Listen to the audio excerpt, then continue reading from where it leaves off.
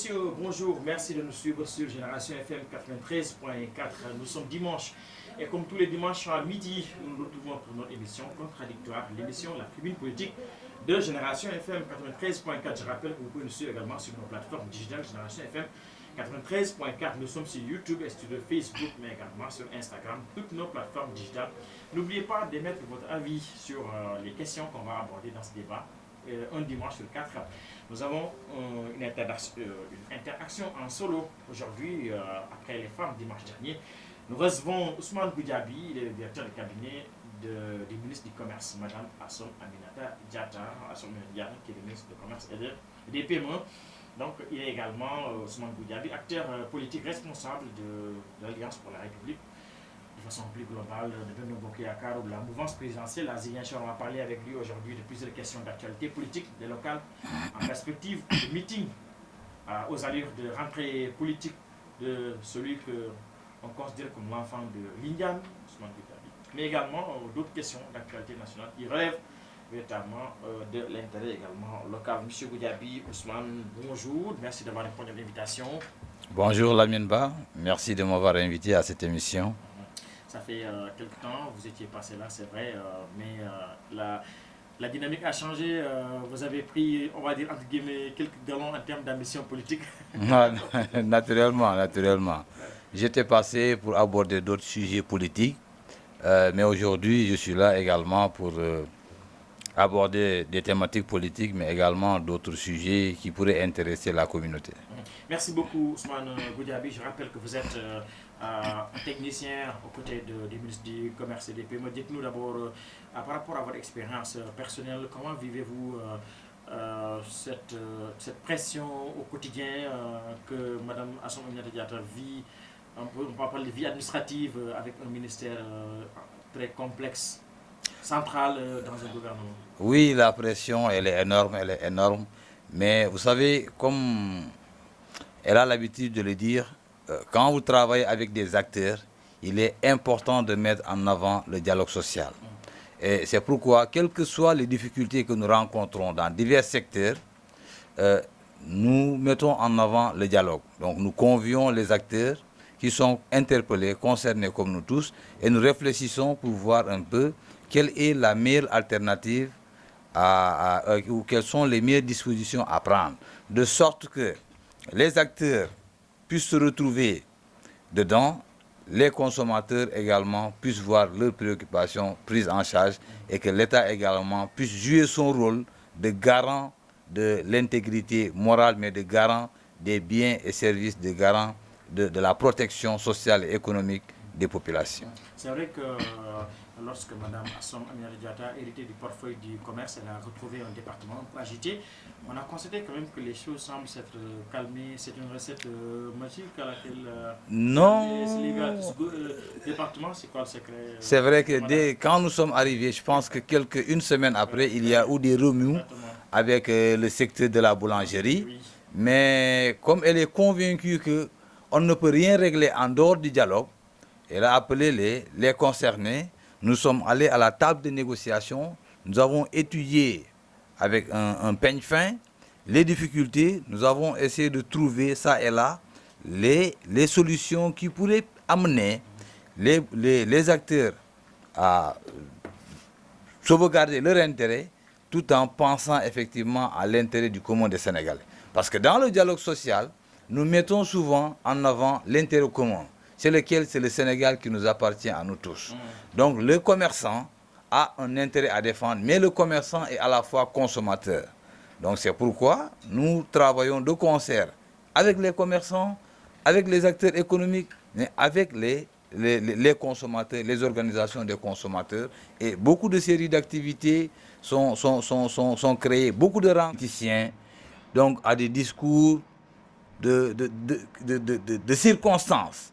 Pour elle, la politique n'est rien d'autre que la gestion de la cité et la création de conditions propices au développement des populations. C'est pourquoi lorsqu'elle a observé et remarqué que dans le sud du pays, ici en Casamance, l'agriculture est encore rudimentaire.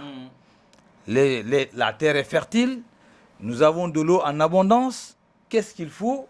donc aider les populations à disposer de matériel agricole, d'intrants, pour pouvoir exploiter les terres dont nous disposons avec tout ce que le Sud regorge comme potentialité. Et aider ces populations contribue effectivement à accompagner les politiques de son Excellence le Président de la République. Parce qu'il a des objectifs d'autosuffisance en riz, d'autosuffisance dans beaucoup de céréales, dans beaucoup de spéculations. Et cette politique doit être soutenue par les collaborateurs proches de son Excellence le Président de la République. Pour Madame le ministre, être collaborateur ou collaboratrice de quelqu'un, c'est l'aider dans tous les sens, dans le but de parvenir à atteindre les résultats que la personne s'est fixée. Donc le président s'est fixé des objectifs en autosuffisance alimentaire. Les ministres et les autorités qui l'accompagnent doivent pouvoir également, en ce qui leur concerne et selon leurs possibilités, accompagner ces populations de sorte qu'elles puissent soutenir cette politique publique du président de la République et avoir cette autosuffisance en riz. La Covid-19 est une leçon pour Madame le ministre, d'après ce qu'elle m'a dit. Elle m'a dit, oui, elle m'a dit, imaginez-vous que les frontières soient fermées pendant 3 ou 4 ans, alors que nous sommes dépendants en riz, en importation ou dans d'autres spéculations. Qu'allons-nous devenir? Nous allons mourir de famine. Donc il est temps que les Sénégalais de tous bords ouvrent les yeux, se mettent au travail. Maintenant, si vous avez des populations qui sont prêtes à travailler, vous, en tant que politique, vous ne pouvez que les accompagner dans ce sens. Apporter ce qui leur manque, les encadrer et aspirer à avoir effectivement de meilleurs rendements et atteindre les résultats escomptés. Donc ce n'est pas une extrapolation de vos charges comme vous le reprochez certainement à certains de vos adversaires politiques? Oui, vous savez, les adversaires politiques, généralement, ce qui est malheureux dans ce pays, vous avez un adversaire politique qui pose des actes nobles, des actes importants, des actes qui concourent au développement du pays. Vous ne pouvez pas faire de même. Au lieu de les encourager, mais vous vous permettez donc de te poser des questions. Est-ce que les ministres de l'Agriculture ou ministres de l'Élevage? Ce n'est pas ce qui importe. C'est la portée des actes posés. L'intérêt que ces actes peuvent avoir sur les populations pour le développement de notre pays. C'est ce qui doit être un peu la vitrine ou la source du débat. Si chaque acteur politique, qu'il soit de l'opposition ou du pouvoir, se mettait à l'idée que le développement de notre pays est un sacerdoce, doit être une obligation, une priorité pour tout un chacun, je pense qu'au-delà des contingences, le Sénégal arrivera beaucoup plus vite à atteindre un peu un niveau qui surprendrait tous. Mais comment comprendre que c'est des critiques qui viennent parfois même des adversaires du même bord politique? Je parle même des acteurs de la mouvance présidentielle ou de Benno Bokk Yakaar. Ça ne se comprend pas. Pourquoi? Est-ce qu'il faut peut-être interpréter comme une sorte de jalousie perçue dans le galon politique, à somme fait dans le fourni ou dans le bluff? Comment comprendre ça? Oui, bon, de ce point de vue par rapport à ses collaborateurs, moi je pense que parfois, il faut simplement comprendre l'analyse des gens en fonction de leur niveau de compréhension ou de leur niveau d'analyse. Mais ce que je voudrais dire, c'est que peu importe la position de la personne ou le camp dans lequel il se trouve, ce qui doit nous intéresser, d'après ce qu'elle me dit, donc il ne faut pas verser dans des débats stériles. Ce qui doit nous intéresser, c'est comment faire chacun en ce qui le concerne pour apporter sa touche au développement de notre pays. Soit par des conseils, soit par un accompagnement, par des moyens financiers, par une orientation, par des formations. Chacun doit faire du développement de ce pays une préoccupation personnelle. Maintenant, les autres analyses, les autres critiques, on les mettra un peu dans le côté imparfait de l'être humain, donc il y a un peu son côté sombre. Nous sommes dans le contradictoire aujourd'hui avec Ousmane Goudiaby, c'est le directeur de cabinet du ministre Assom Aminata Diatta. En attendant de revenir dans la deuxième partie sur l'aspect politique vous concernant, c'est par rapport aux interventions politiques de Madame le ministre qu'on vous pose des questions avec elle. C'est parce que voilà, vous êtes un de ses plus proches collaborateurs administratifs, mais également politiques. Vous avez fait beaucoup d'interventions dans le Bignona. Ziguinchor est aussi un peu, semble essayer en rate dans cette générosité entre guillemets de l'acteur politique que représente Assom Aminata Diatta. Vous êtes de cet avis? Si c'est le cas, pourquoi ce focus on va dire, aiguë sur le bluff. Donc c'est une mission certainement qu'on lui a confiée? Non du tout, parce que elle agit généralement dans ses actes, elle agit par priorité.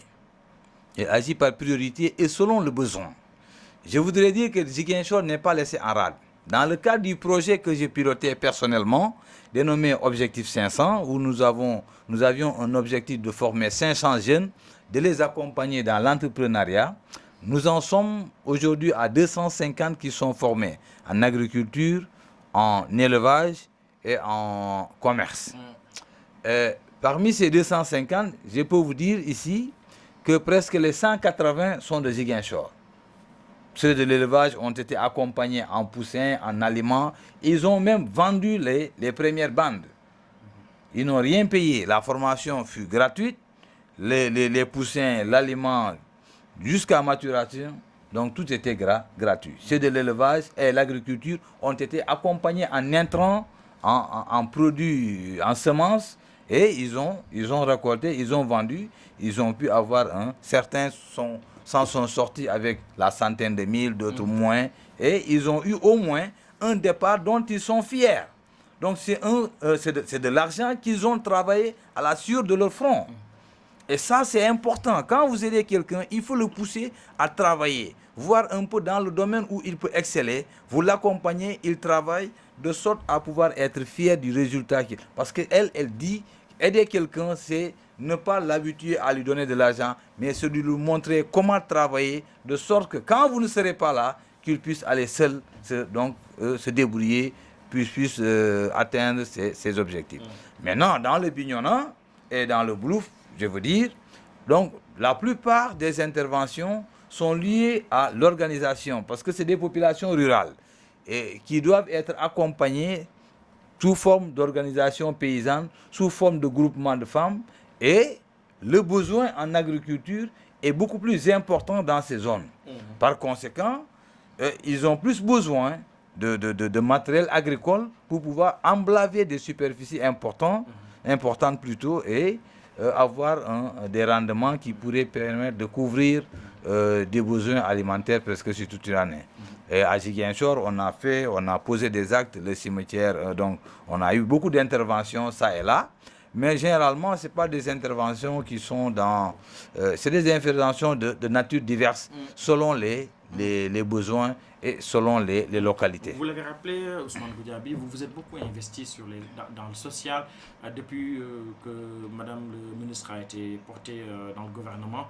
Est-ce qu'aujourd'hui, doit-on comprendre que vous avez fait une sorte d'évaluation en termes de retombées politiques de ces actions que vous faites à Ziguinchor? Est-ce que vous pensez que ça a suffisamment impacté pour vendre l'image de Mme Assoumani Diatta auprès des populations, même si de façon de façade, ce n'est pas l'effet recherché à travers ce que vous faites? Oui, vous avez, je rappelle, accompagné les jeunes avec un projet avec les Jakarta, vous avez accompagné les femmes et les organisations paysannes. Vous avez évalué l'impact politique de ces actions sociales? Oui, nous avons évalué l'impact politique, mais je voudrais dire tout simplement que les bénéficiaires de ces actions posées par Madame le ministre ne sont pas forcément des militants de l'APR ou oui, pas forcément. Ne sont pas forcément des militants de l'APR ou des militants qui sont acquis à la cause du ministre. Parce que quand on faisait un peu la sélection ou quand on décidait d'accompagner, on accompagnait ces jeunes, on accompagnait ces populations en tant que Sénégalais d'abord. En tant que Sénégalais parce qu'elle est ministre de la République. Donc elle doit être là pour prendre en charge les préoccupations de toutes les Sénégalaises et de tous les Sénégalais. Par conséquent, les actions de développement qu'elle pose sont au bénéfice de tous les Sénégalais. On peut naturellement y retrouver des militants qui sont acquis à sa cause ou à la cause de son excellence, j'allais dire, et d'autres qui sont acquis à la cause d'autres leaders politiques. Somme toute, c'est des Sénégalais, donc ils peuvent être enrôlés dans les programmes. Nous, on n'a pas ce problème. Cependant, nous avons posé des actes politiques, nous avons travaillé le terrain politique, et c'est ce qui d'ailleurs nous pousse aujourd'hui à aller vers un meeting. Je sais que vous allez en arriver. Absolument. Oui, c'est ce qui nous pousse à aller vers un meeting. Ce terrain politique, justement, parlons-en. Madame le ministre n'a jamais affiché peut-être une quelconque proximité politique avec les hommes politiques de la mouvance présidentielle au plan local. Certainement, c'est une intelligence politique qui lui a permis d'être à équidistance de tout le monde le temps qu'arrive la prise de décision. Mais dites-nous concrètement, c'est quoi la voie politique d'Assom à Ziguinchor? Quand la voie politique, finalement, vous êtes la tête de pont, Ousmane Goudiaby. Non, je voulais dire qu'elle n'est pas en réalité à équidistance, effectivement. Pourtant, elle est en contact permanent avec les... Elle a une proximité politique avec certains. Effectivement, elle a une proximité politique. Elle rend visite à certains qui lui rendent visite. Ils discutent, ils échangent parfois par téléphone sur les questions majeures, sur les questions politiques. Maintenant, compte tenu des charges des uns et des autres et le niveau de responsabilité, il est rare qu'ils aient parfois le temps de se rencontrer dans certaines activités politiques. C'est un peu ce qui fait que parfois, il est rare de la voir avec beaucoup de responsables au niveau des activités, mais ils s'entendent souvent au téléphone, ils communiquent, ils se rendent visite mutuellement. Certainement, donc, à l'approche des locales, vous allez fixer votre base politique sur la trajectoire qu'il va falloir prendre pour les locales à Ziguinchor? Non, oui, nous travaillons effectivement dans l'APR. Nous travaillons, nous nous reconnaissons comme membres à part entière de l'Alliance pour la République. Et nous travaillons comme si on allait être candidat à la mairie. Nous travaillons, mais nous savons tous qu'il y a une discipline de parti à laquelle nous sommes assujettis. C'est pourquoi on ne se permet même pas, donc on ne s'imagine même pas de parler de candidature. Mais, comme on le dit, il faut travailler, ou dans la religion, il faut se préparer, comme si on allait mourir aujourd'hui. Donc, préparer sa mort comme si c'est aujourd'hui. Donc, nous aussi, on se prépare sur le terrain, nous travaillons comme si on allait être candidat. Et c'est ce qui est important en attendant que l'autorité décide. Et nous avons la conviction que si tous les segments de l'APR, tous les segments de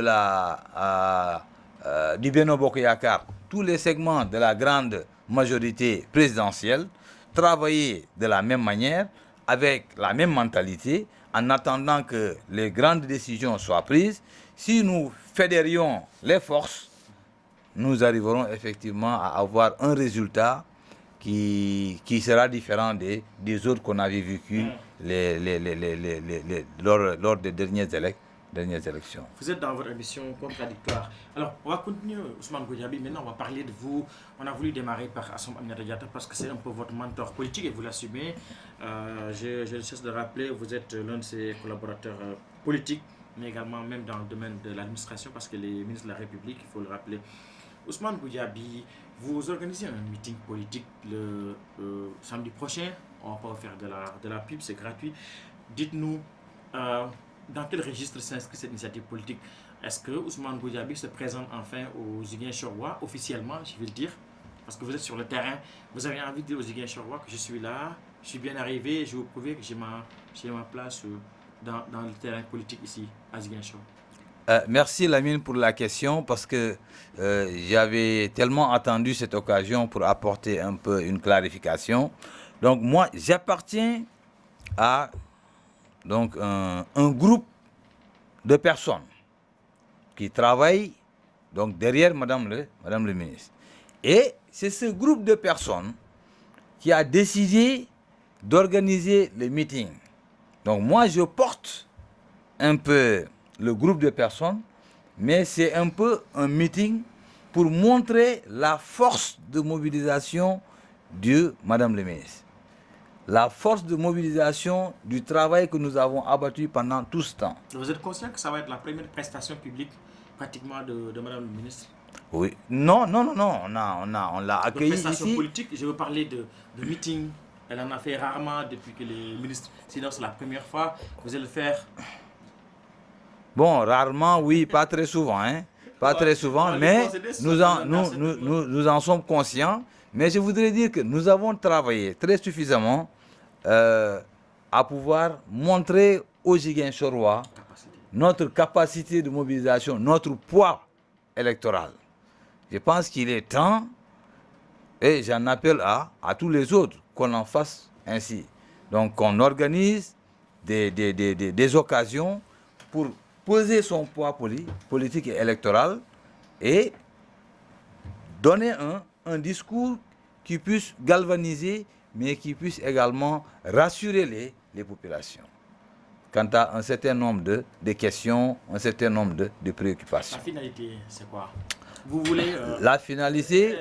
on va dire dans le langage peut-être courant, c'est qu'il va falloir vous exhiber des biceps parce que voilà, vous êtes conscient que la région de Ziguinchor va être une région où la bataille va être très rude compte tenu du niveau de l'adversaire certainement. Il faut l'impressionner. Non, il ne s'agit pas d'impressionner l'adversaire, mais vous savez, en politique, il est important de se faire connaître, de montrer son poids politique par sa capacité à mobiliser. Donc, au sein même de la formation à laquelle vous appartenez, le respect que vous aurez dépendra de votre force également. Mais l'adversaire, il est important que l'adversaire politique également puisse donc avoir un autre regard, donc puisse vous craindre. Au-delà, vous craindre et vous respectez. Ouais. Autre chose également, il est important que les populations qui ont confiance en vous sachent que cette même confiance est renouvelée par d'autres personnes dans la même localité, ce qui confirme un peu leur espoir, leur ambition.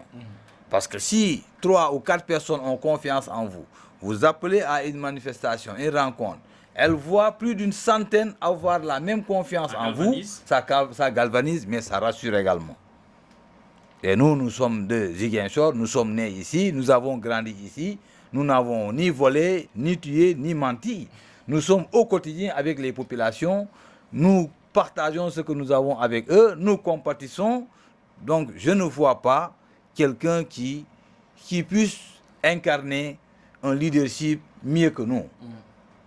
Donc à chacun de s'approcher des populations, de leur tenir un discours qui rassure et de gagner leur confiance et de travailler de sorte à pouvoir donc, apporter sa contribution à l'amélioration des conditions et des populations, mais également du visage ou du cadre de vie de la commune.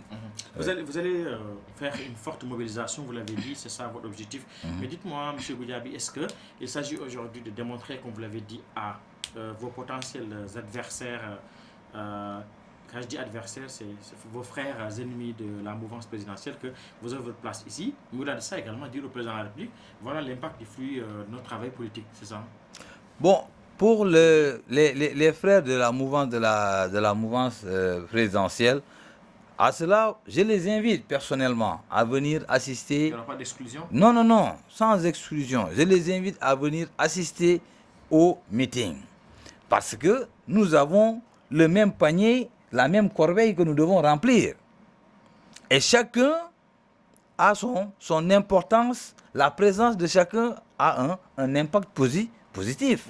Donc si nous voulons fédérer, donc, il faudrait que nous soyons dans les dispositions d'accueillir tout le monde et chacun donc, avec sa particularité. Donc, il faut avoir un grand cœur, donc supporter tout le monde, chacun donc, reconnaître, accepter les différences des uns et des autres. Maintenant, il ne s'agit pas, bon, moi je ne parlais pas, l'adversaire politique, je pense qu'à ce niveau, c'est aux populations de juger.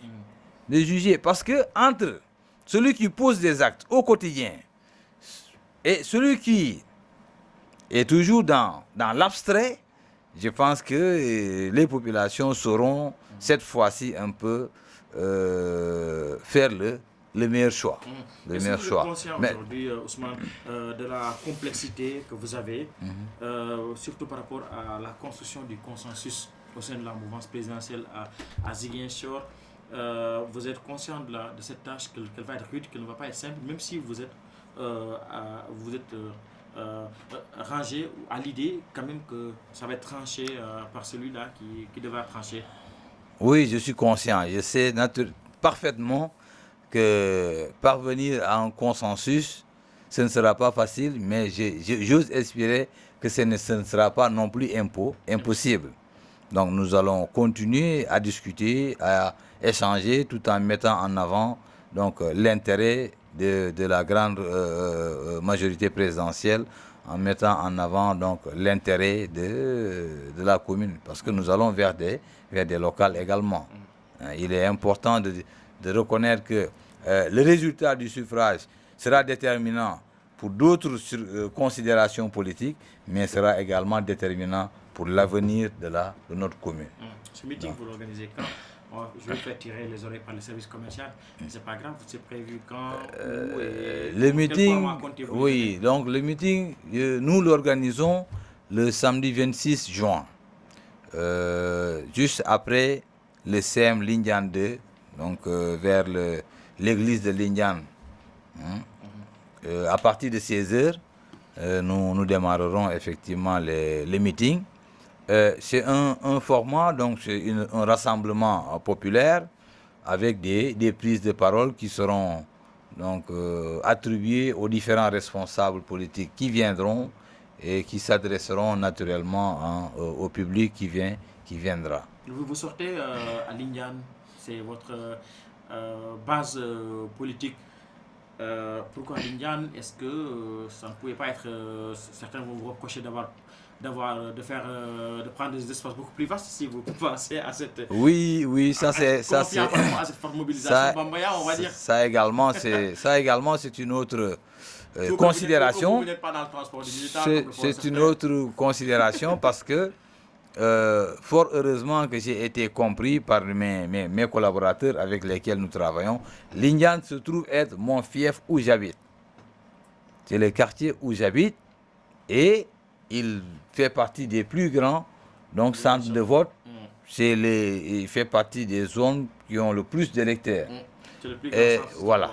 Donc, j'ai décidé de le faire là-bas pour appeler les populations de Lindian, mes voisins, mes amis, et les autres populations de la commune de Ziguinchor à venir répondre massivement. Donc ils viendront dans un premier temps chez moi. Je vais les accueillir avec mes parents, mes frères, mes amis, mes voisins, avec lesquels j'ai vu au quotidien, avec lesquels j'ai une parfaite complicité, sur qui je peux compter. Et donc j'appelle massivement à venir répondre en premier donc à cet appel, à cette manifestation. À Lindian. Mais c'est le début du commencement, Lamine, je vais vous préciser. Parce qu'au-delà, je vais déjà commencer avec mon équipe à faire donc des tournées à Ziguinchor, dans les différents quartiers où nous avons nos bases. Donc maintenant, j'ai déjà enregistré cela à la BSDA. Ceux qui pirateront l'idée, donc paieront les pots cassés.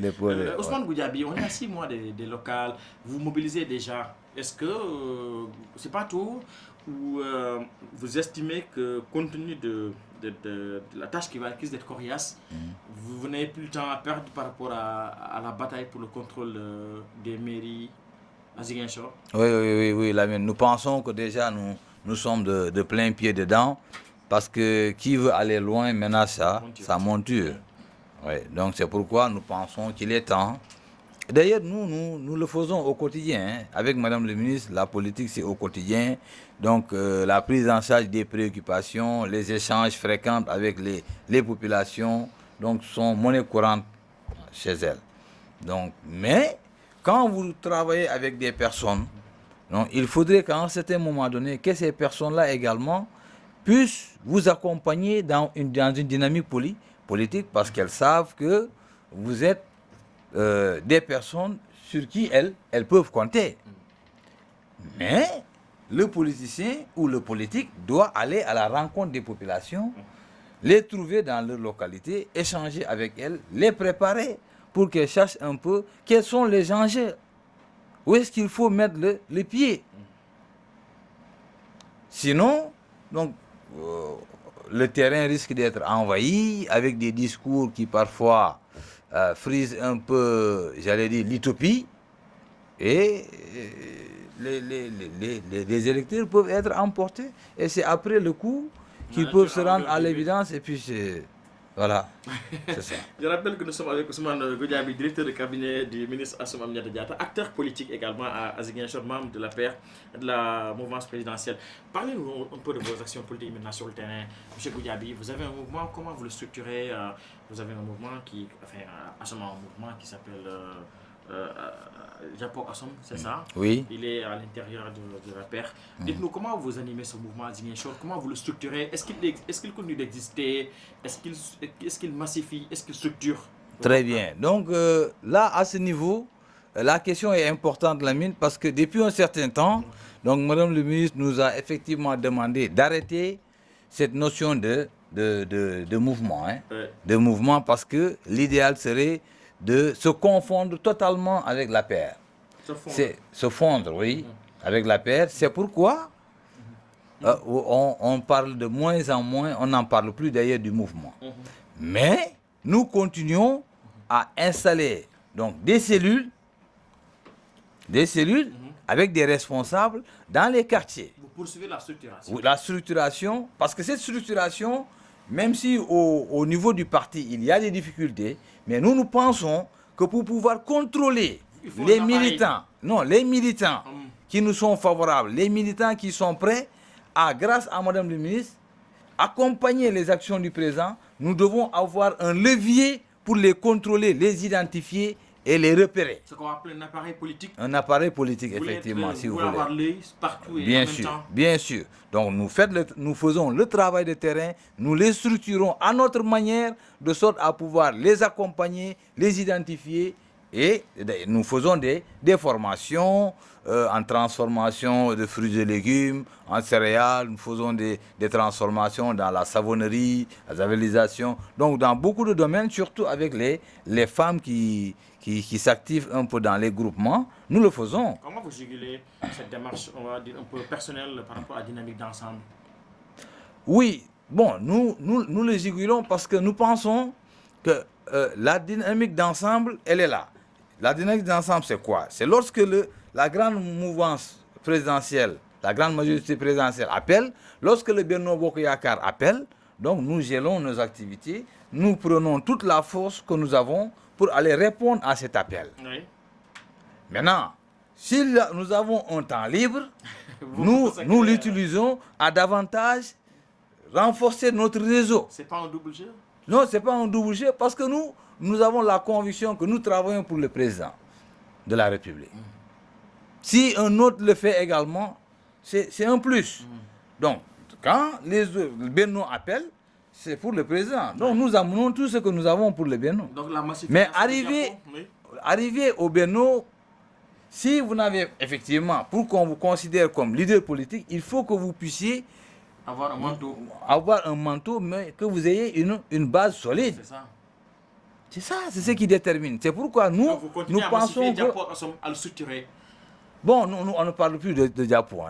Nous continuons à travailler comme nous pouvons en mettre un appareil, mais à faire comprendre désormais à nos militants que la terminologie Diapo, peut-être qu'elle est née avant la décision de fondre complètement, mais nous travaillons pour le président de la République. C'est un mouvement qui est appelé à disparaître dans l'appellation, mais dans la démarche, c'est quand même le concept. La philosophie et le concept restent parce que nous avons une façon de faire, nous avons à la limite un comportement que le membre du groupe doit avoir. Nous avons à la limite une philosophie qui voudrait qu'on respecte l'autre, qui voudrait que dans ce que nous allons dire, que nous ayons une certitude, mais qui voudrait qu'on évite des promesses dont nous ne sommes pas sûrs de pouvoir réaliser. Donc autant donc d'attitudes, de comportements à avoir et à respecter. Mais nous travaillons et nous travaillerons à dire aux militants que notre présence ici va dans le sens d'accompagner les actions du président de la République. Et nous sommes certains que le Benno est dans ce sens, que l'APR dont nous nous réclamons est dans ce sens, que la grande majorité présidentielle est dans ce sens. Et c'est pourquoi nous estimons qu'il n'y a pas de problème à ce niveau. Ce qui est mauvais par contre, c'est de se réclamer leader politique et de passer tout son temps à dormir sur son canapé. Et à se réclamer. À se le réclamer. À se le réclamer, à dormir sur son canapé, à se réclamer patron de ceci ou de cela. Alors que vous ne pouvez pas remplir une salle de 20 personnes. Ça, ce n'est pas aider le président, ce n'est pas aider la mouvance. Ça, c'est être là pour son propre intérêt. Et ça, c'est un problème que nous vivons. Eh bien, Ousmane Goudiaby, qui dit massification politique dit forcément débauchage, forcément dans les autres forces politiques adverses, on va le dire. Dites-nous, que répondez-vous à ceux qui disent que vous faites du 1 plus 1 égale 1 et non du 1 plus 1 égale 2 parce que vous massifiez à l'intérieur de la mouvance présidentielle. On ne voit pas appeler la presse, exhiber, par exemple, on va utiliser la terminologie pas très équipe, mais on ne voit pas exhiber, par exemple, des conquêtes de l'opposition au sein de votre travail politique. Est-ce que vous allez chercher les militants de vos adversaires pour les rallier à votre cause? Que je sache, non. Je n'ai pas encore rencontré un militant qui me dit que j'étais avec tel leader de Benno, oui, par exemple, ou de l'APR, et que je suis encore avec lui et que je continue à lui parler. Madame le ministre le défend. Elle dit que ça n'a pas de sens d'amener le même militant dont on est sûr d'avoir la voix. C'est de faire du surplace. Par contre, si c'est un militant qui a été trahi par un leader de l'APR, j'ai dit, qui peut être déçu, qui est déçu, il est important de le reprendre s'il vous fait confiance plutôt que de le laisser aller à l'opposition. Ça, c'est important. Je suis en pourparlers, je travaille avec des jeunes, d'autres qui sont ni de l'opposition, qui ont vomi la politique, mais qui, grâce à la personne du ministre, grâce à ma personne, ont décidé de revenir. D'autres mouvements également apolitiques, mais grâce aux actions que nous posons, des actions de développement que nous posons, ont jugé nécessaire de venir nous accompagner. Et j'ai dit et je répète qu'aujourd'hui de ce meeting, que je crois bien va réussir, que les gens me considèrent comme un leader politique à part entière. Ah mais oui, parce qu'il ne faudrait pas... Non, je voudrais dire, vous savez le problème ici, comme je l'ai dit, ceux qui mobilisent, ceux qui massifient sont bloqués à la porte et ceux qui ne mobilisent pas sont dans le salon à tenir une réunion. Et ça frustre... Et ça s'arroger les titres après. Oui, et ça frustre les hommes de terrain. Même s'ils n'ont pas de décret présidentiel, il est bon de les considérer, de les écouter, de voir comment les gérer, comment les encadrer, comment les motiver. Des décrets qui croisent les bras, qui ne font pas grand-chose dans le cadre de la massification politique à Ziguinchor, ça il faut le dire. On vous rejoint, Ousmane Goudiaby. Oui. C'est une vérité. Maintenant, par rapport, avant d'aborder l'actualité nationale, très vite, on n'a pas pris beaucoup de temps. Ousmane Goudiaby, les locales, on en a abordé un peu, je voudrais qu'on en discute un peu amplement. C'est des probabilités que je suis en train de dessiner.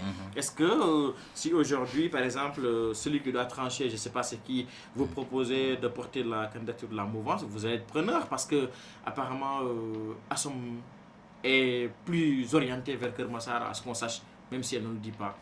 Oui, elle est plus orientée à Kermassar et d'ailleurs elle va militer à Kermassar Nord.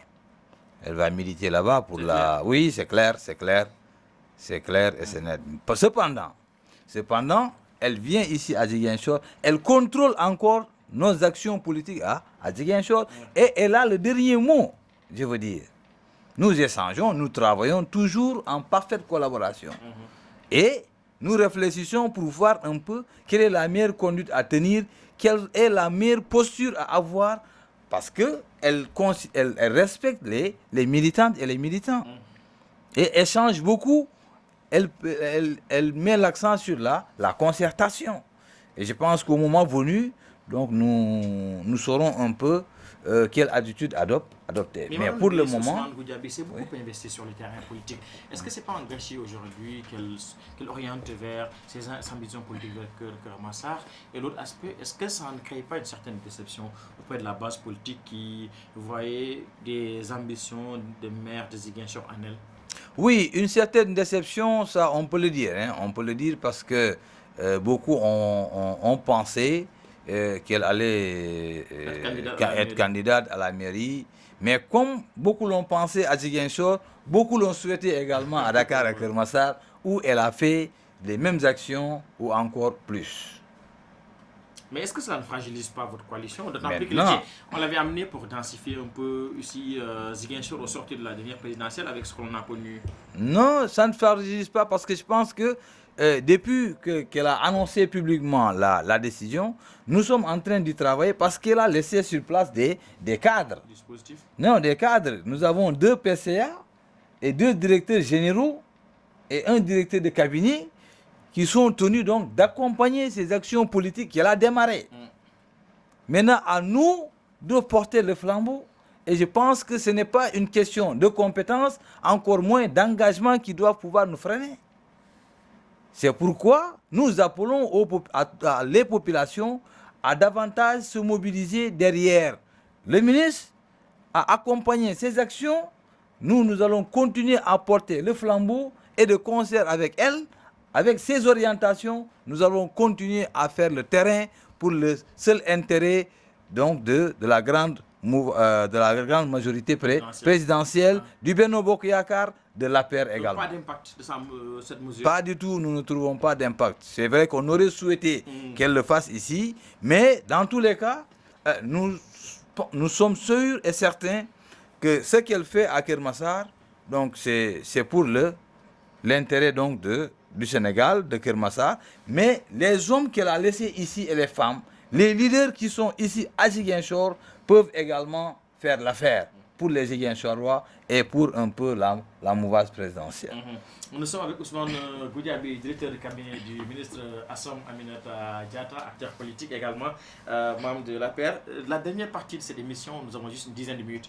Ousmane Goudiaby, le président de la République, Macky Sall, est en tournée. C'est votre candidat de président de la République. Au-delà de ça, c'est le patron de votre coalition, de votre parti politique, en tournée dans le Fouta après l'avoir fait dans l'extrême est du pays. L'opposition reproche au chef de l'État d'être en tournée politique, en campagne électorale, déguisée par une appellation de tournée politique. Quel est votre avis là-dessus? Merci Lamine Ba. Moi, quand j'écoute parfois l'opposition parler, je me pose beaucoup de questions. Des intellectuels de cette taille qui ont parfois des analyses aussi erronées m'étonnent. Parce que lorsqu'Abdoulaye Wade avait commencé à construire l'autoroute, les autoponts à Dakar, qu'est-ce qu'on nous avait dit? Qu'on ne se nourrit pas de goudron ou de route. Mais ça, c'est quelle mentalité?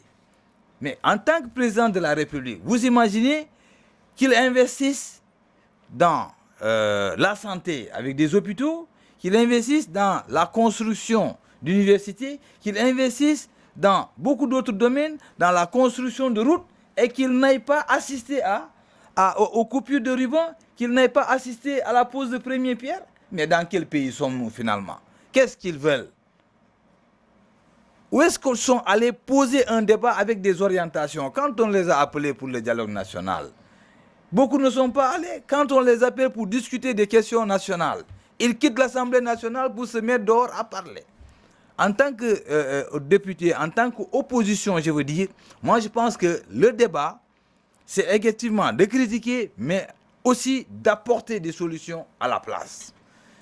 Le président de la République, évidemment, quand on est président, on est politique en même temps. Mais quand je pose des actes forts, j'ai besoin que mes populations viennent assister comment ça j'allais dire, à la jouissance, mais à la réception des infrastructures.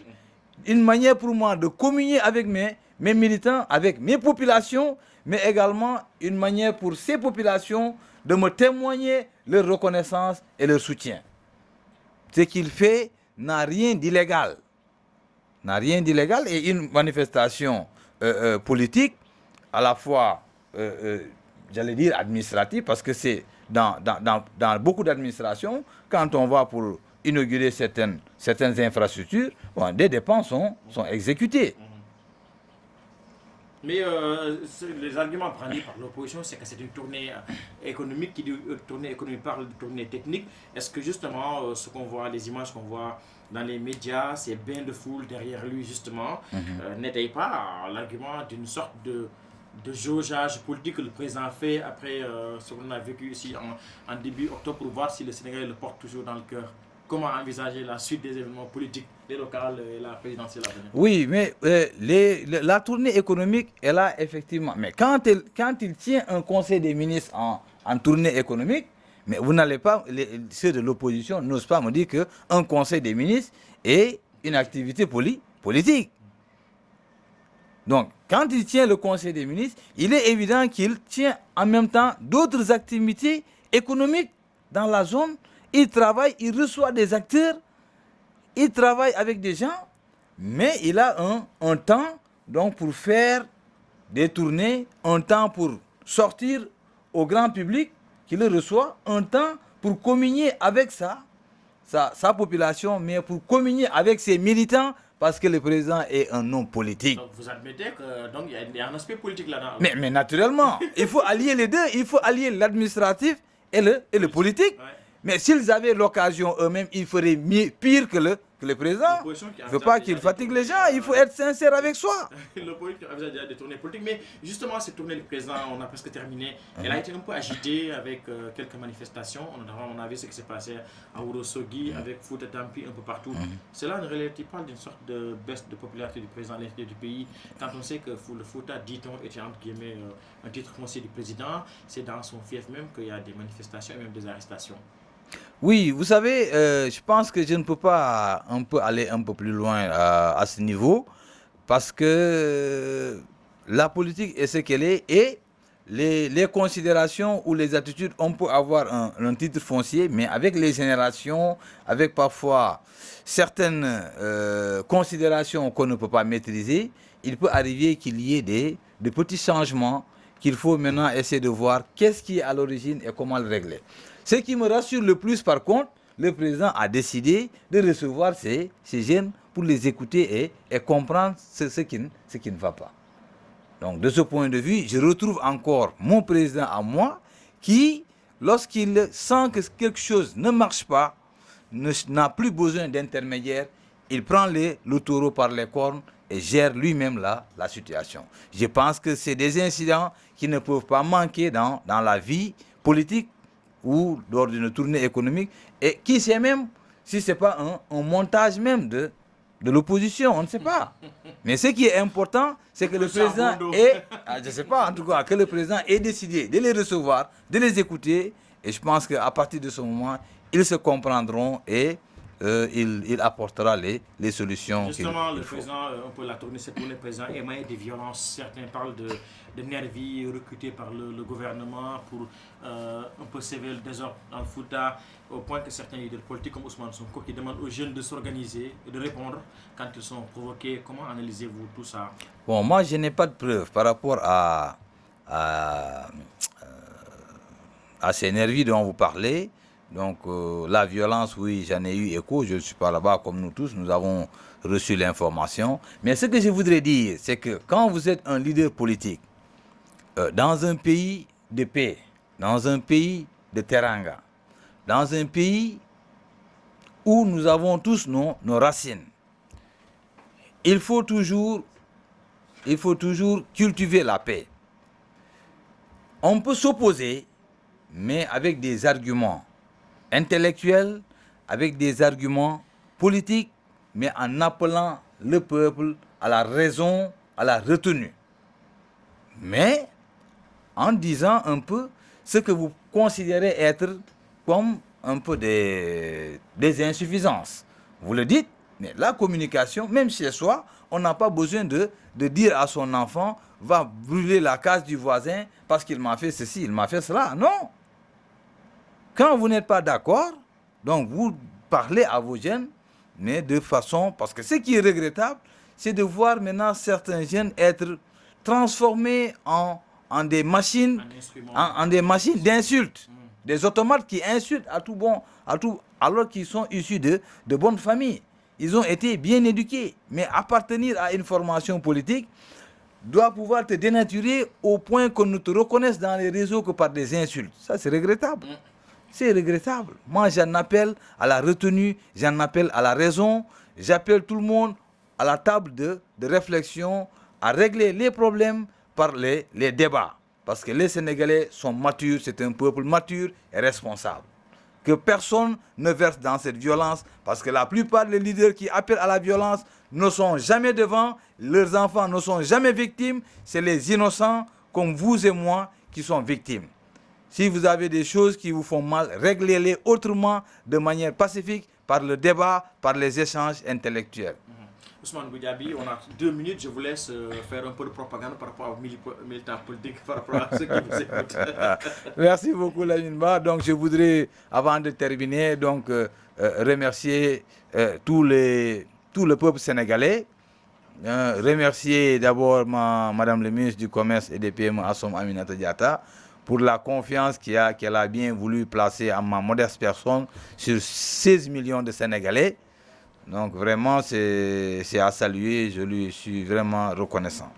Et à toute l'équipe du ministère également, qui m'ont fait confiance, à mes collaborateurs, je les remercie pour cette marque de confiance et de solidarité. Au président de la République, à l'ensemble du gouvernement, donc aux alliés de la grande mouvance présidentielle du Benno Bokk Yakaar.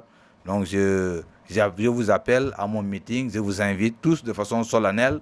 Je ne peux pas citer tous les noms, donc considérez que vous êtes tous invités, c'est l'affaire de tout le monde. J'invite toute la commune de Ziguinchor, tous les quartiers, sans distinction aucune, les amis, les frères, collègues, les proches, tout le monde à venir assister à ces meetings, et une mention spéciale à la population de Lindiane.